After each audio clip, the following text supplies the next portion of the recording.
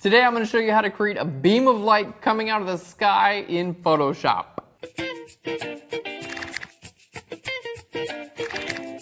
Hey guys, welcome to Phlearn. My name is Aaron Nace. You can find me on Twitter at AKNacer. Today I'm going to show you a really cool technique in which you can create a beam of light that's going to come out of the sky and hit your subject. Now these techniques are really cool for this application, but you can also use them for other applications. If you have someone in a photo and they're kind of shining a flashlight around, you can use it to create a beam of light out of a flashlight, headlights out of a car, window light coming through windows, all these cool different techniques. You can basically use these same principles and apply them in different images for different ways. So very, very cool stuff, and we're going to go ahead and get into it. All right, so this is our image. This is by Vincent Tullo, and he asked if we could create a beam of light, making it look like it's kind of like coming from the sky, maybe, kind of like taking him prisoner as a alien or whatever you have it. I don't know, but it's just a really cool image, and we're going to create a nice beam of light. So the first thing I want to do is we're going to go ahead and take care of this, the light source that we have. It looks like this is a just like a monolight, maybe like a Einstein or something like that, with a 7-inch reflector, and this little guy looks like a tab from a grid. So I'm guessing there's a grid on it, and it's basically just shining right down onto our subject. So the first thing I want to do is clone stamp out our light source, and this is something that you wind up doing quite a bit, especially if you're going to be doing this type of technique. You'll have to clone stamp this sort of thing out. What I would recommend doing if you don't want to do like clone stamping and things like that, what I recommend is instead of just taking one exposure and then trying to clone stamp it out later, take a couple exposures. Take an image, take an exposure without that light in that place at all, and then what you can do is just kind of use a layer mask and bring those two images together and combine them later in post. And that way you'll actually have the real tree information from behind.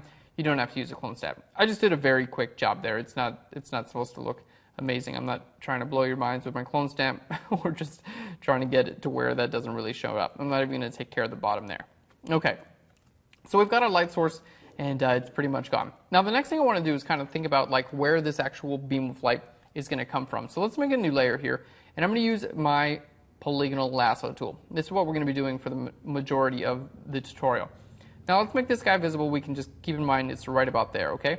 So with our polygonal lasso tool, we can see that our kind of like the boundaries of this light ray is, coming from here all the way to about there. So we want to make sure that the light actually does kind of fill this area. We wouldn't want to make a light ray that only hits this small area because we can see it on the ground. This is where the light is actually hitting. So let's go ahead and start out there. I'm just going to click with my polygonal lasso tool. Keep in mind our light source was about there, so we don't want the light source coming from too low or too high, because that's just not realistic. It's coming from right about there.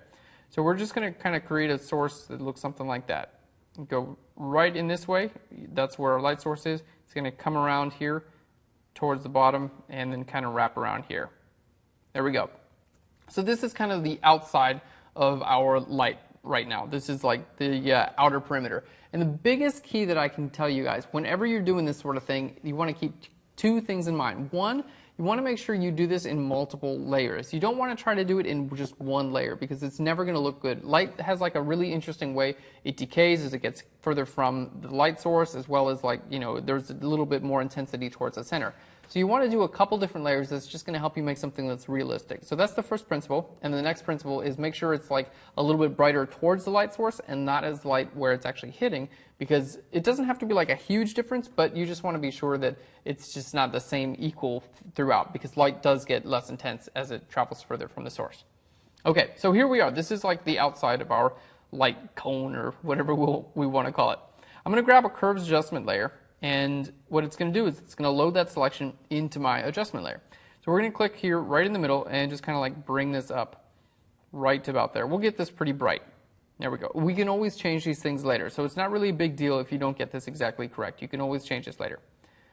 Okay, so here we have like the outermost part of our light source. And you can see it just doesn't look that real right now. But we need a big blur on this to make it look like it's kind of fading out. So we're going to go to Filter, Blur, and over here to Gaussian Blur. And we're going to choose like a really large blur right there. There we go. And we can see already we're looking a little bit more real. So this is kind of like the outermost part of our light. And Alt or Option click, and we can see it does have a nice blur towards the outsides. The next thing I want to do, let's go ahead and grab our lasso tool again. This time I'm going to come inside quite a bit and There we go. Inside of the light ray that we already have, and this time we're going to create like a core. This is the core of our light ray where it's just a little bit brighter. So what we're going to do here is, again, we have that selected. We're going to grab an adjustment layer and go to curves. It's going to load that selection into my layer mask, and we're just going to bring that up a little bit as well. Okay, now this should have a blur on it as well, but a little bit less of a blur. So we're going to go to Filter, Blur, here, Gaussian Blur, and we're going to choose a slightly less blur. Still you don't want to do something like this because, like, just, you'll never see that in real life, right? So you just want to make sure that you've got something that, still does look on the more realistic side. There we go. So there's our second light blur. And you can do this a couple times. Let's just do it one more time. Here, like the very middle of our core. Why not? Just right there. And notice I'm going past our subject just a little bit. That's because you can see it on the ground. That's like the light is hitting the ground. So we want to make sure the light rays does come all the way down. It shouldn't stop at our subject here because it's, you can see it on the ground. It's already there for you. All right. And here we're going to do the same thing. Grab a curves adjustment layer and click in the middle and drag that up just a little bit. There we are. And now let's give this a blur as well. So filter, blur, and over here to Gaussian blur.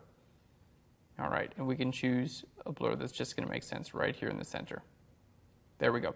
Now, we mentioned changing the intensities. This can happen at any time. I can just double click right here and I can make this either more intense or less intense, really whatever we want to do. You just want to find something that looks relatively natural. So we can see, with just one layer, it kind of doesn't really have a lot of depth to it. 2 layers and then 3 layers. Each of these is just adding a little bit more depth. And each of them on their own doesn't really produce the full effect. You could make this layer just maybe a little bit less bright. There we go. Really whatever you want to do with these, depending on your effect. But combining these together is just a really great way to make that have a little bit more depth. Now the next thing I'm going to do, this sounds a little bit weird, but basically what allows you to see light through the air like this is fog, or like atmospheric particles. Basically water particles in the air is what allows you to see the light. Like right now you can't see light beams traveling in front of me because there's no fog in this air. So the only time you're actually going to see this is when it is a little bit foggy outside. So we're going to do something that's going to simulate fog. And technically, the street lamp up on the top, you should be able to see a fog glow around that as well. So maybe we can do that too. This is not like the perfect way to do it, but it is kind of like a cool and relatively fast way to do it. What we're going to be doing is I'm going to go to, here we go. Let's just create a adjustment layer. We'll go to curves adjustment layer, and I'm going to bring this up. We're going to bring this up from here, and that's just going to like give us a little bit more of that like foggy color. There we go. And now what we're going to do is I'm going to paint black. I'm going to hit Command I on that and paint white on my layer mask. Something like that, just kind of like where we want this kind of fog to actually be. Cool. And now let's try to go to Filter. We're going to go down here to Render, and I'm going to go down to Clouds. There we go. Oh, you know what? I could have done that afterwards. So Filter, Render, Clouds. If those clouds, I didn't need to paint in there because it just kind of covered my entire layer with clouds. These clouds, they're cool, but they're a little too small. You can see like there's like too much detail. So I'm going to hit Command T. We're going to lock these together, and I'm going to just grow that a little bit. There we go. And now what I want to do is just grab my brush tool and paint black with a relatively low flow, something about like 30 or 40%, just kind of away from the area where the light is not hitting. There we go. So just this little thing right there is going to help, because what it does is basically makes it look like, okay, maybe it is like kind of a foggy night. That kind of does make sense. Let's do the same thing right around our little light right here. So we're going to create another curves adjustment layer. We'll make it a little bit brighter so we can see what we're doing. Okay, let's go to Filter, and down here to Render, and down here to Clouds as well. Okay, and let's just bring that a little bit brighter so we can actually see what's going on there. Okay, now what we want to do, I'm going to change the color of this as well. We're going to change this, I'm going to pull the blues and kind of pull those down, and I'm going to pull the reds and pull that up. And that's going to give us a little bit of like an orange color as well. And that's just going to help match what's going on here. So let's make sure to paint black around the areas that we don't want that to show up, which is pretty much everywhere except for our little street lamp up there.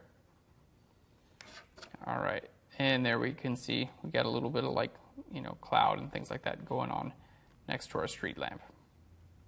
Just kind of helps sell the effect. And that's the same thing here. The only reason this area is showing up a little bit weird is because we do have, you can see like it is a little bit like weird with the haze. what we want to do, I'm just going to make it a little bit darker instead of, I'm going to do it right underneath all these layers.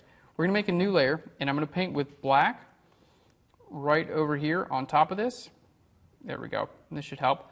And then I'm going to double click on this layer, and I'm going to say this layer only be visible where the underlying layer is darker. So I'm going to hold Alt or Option, not be visible where the underlying layer is lighter. There we go. Just where it's darker. And that should kind of help me get rid of that little bit of haze that I had going on there. All right, let's just give that a bit of a blur. You probably won't have to do that. That's just because I did a pretty quick, relatively not great job with my clone stamping. Okay, so the same thing like we added color here, we could do the same thing if we want to add color here on this light ray. All you have to do is just grab a curved adjustment layer. We can click here on our blue channel, just bring that down a little bit. We'll go to our red channel, bring that up a little bit. This is going to just kind of warm that up, and then we can just kind of paint this in here. Just use a large soft brush and paint that in. It's just going to warm our light ray up just a bit, kind of help make everything look a little bit more light ray-ish. There we go. Very nice. So let's go ahead and I'm going to get this for the light up top out of there. We're going to group all these layers. So I'm going to shift click them all and hit Command G.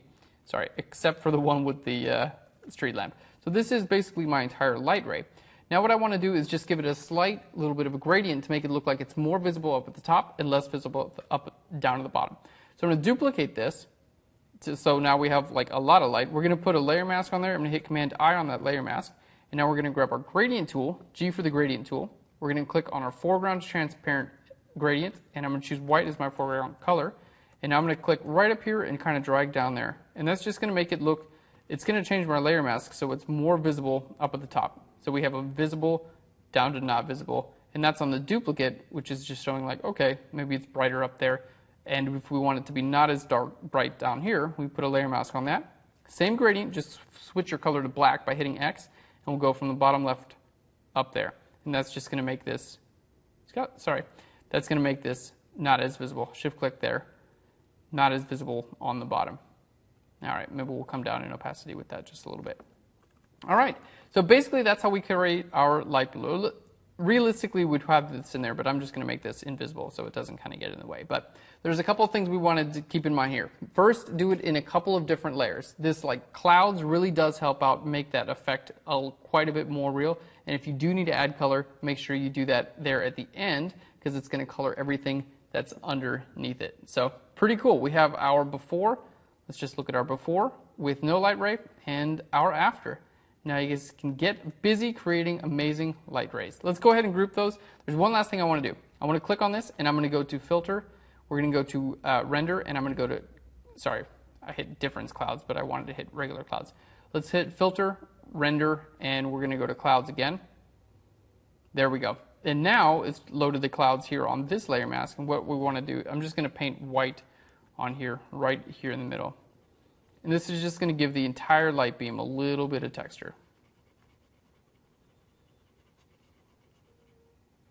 There we go. So it doesn't look as perfect. So let's just hit shift click on that so we can see the before and after. Just gives the entire thing a little bit of texture. You don't have to do that. I'm just getting fancy here. But that's it, guys, how we create a cool light beam coming from the sky in Photoshop. I hope you enjoyed this. You can use this on any one of your images as long as you have a light source. Make sure it kind of looks like it's foggy outside and you are good to go. Thanks so much, guys. I'll learn you later. Bye, guys.